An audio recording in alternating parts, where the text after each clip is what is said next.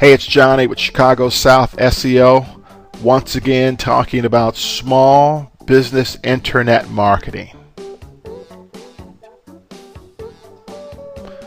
This is the fourth video in our series of 5 about internet marketing and how to be found on the internet. Video number 4 talks about what makes a successful website.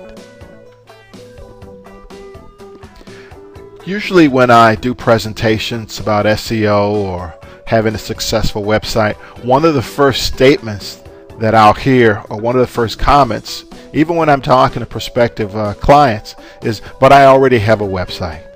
And my response to this, or that statement, is, hey, that's a good thing. That means that you at least understand the importance of having a website. But it's a lot more than that. It's more than just having a website.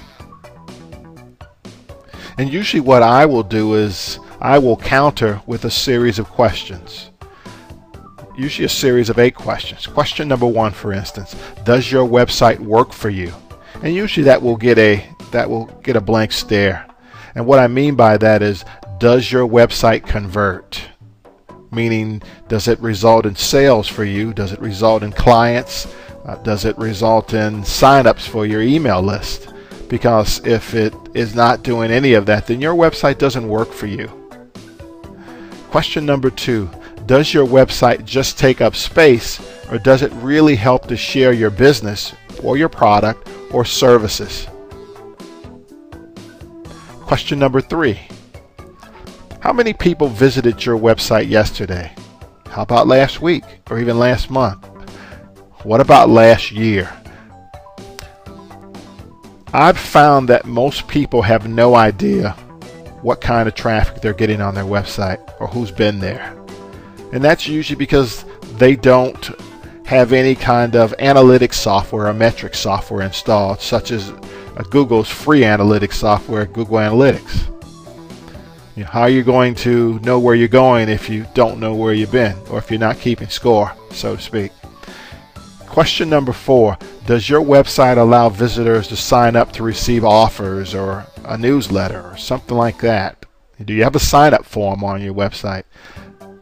Most people haven't even considered that. Question number 5, when was the last time you visited your own website? If the information on there is not good enough for you, how's it going to be good enough for anyone else? I mean, have you looked at it? Does it need to be updated? Have you checked the website to see if it was still up and still functioning? Question number 6, has your website been optimized or tweaked to take advantage of local search, which is something we'll talk about in our last video, video number 5. Question number 7, is your NAP, or is your name, address, and phone number prominently displayed on every page of your website? I've seen websites with dozens of pages and not one page has a phone number or an address or how I can connect or contact that business.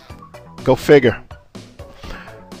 And then question number 8, does your site have social media links? Has it been integrated with Facebook or YouTube, or do you have a Twitter account? I mean, these are just other ways to market your business or your service or to connect with clients.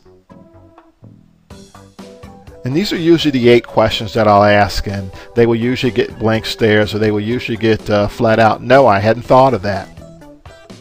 Let's move on. Having a website is not enough. I mean, having a website is a step in the right direction, but it doesn't guarantee anything. In the end, all you really have is just you have a website, or really all you have is a cute billboard, and it usually does nothing, because if you haven't done any of the things that I've mentioned, you are probably not ranking, and you're probably not getting any traffic. In order for a website to be successful, it really needs 3 things. 1, it needs to have a functional web design.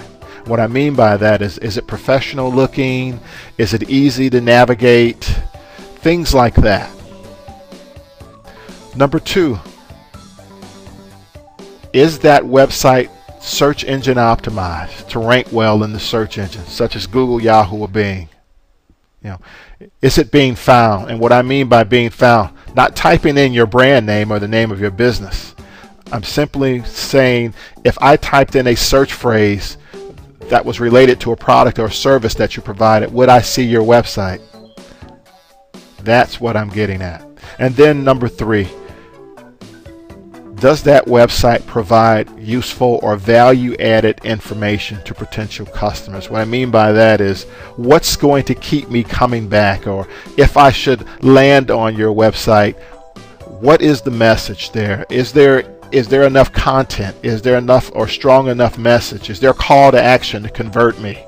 That's what I'm getting at. So it needs to have a functional web design, needs to be search engine optimized, and it needs to have value-added information. Without these 3 things, it will be very difficult for your site to be successful.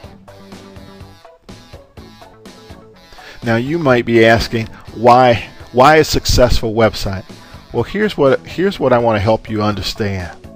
The web, or the internet, is littered, and I do mean literally, with millions of websites or billions of web pages. According to Web Server Survey, there were over 300 million active websites on the internet as of July 2011. And so since that's been a couple of years ago, we can only imagine what it's like today. Millions and millions of websites out there. Why a successful website? Keep in mind, with millions and millions of websites out there, you're competing with them. You're competing with millions of other groups and businesses across the internet for people's time, and more importantly, for their treasures, for their cash. And so that's why you need a successful website, because without a successful website, it's very difficult to convert these people into clients or customers, or to convert into sales.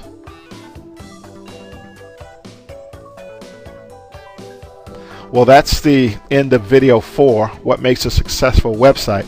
To learn more about SEO and internet marketing, please view video number 5. And video number 5 talks about internet marketing, search engine marketing versus search engine optimization. This is John once again for Chicago South SEO. Take care and have a great day.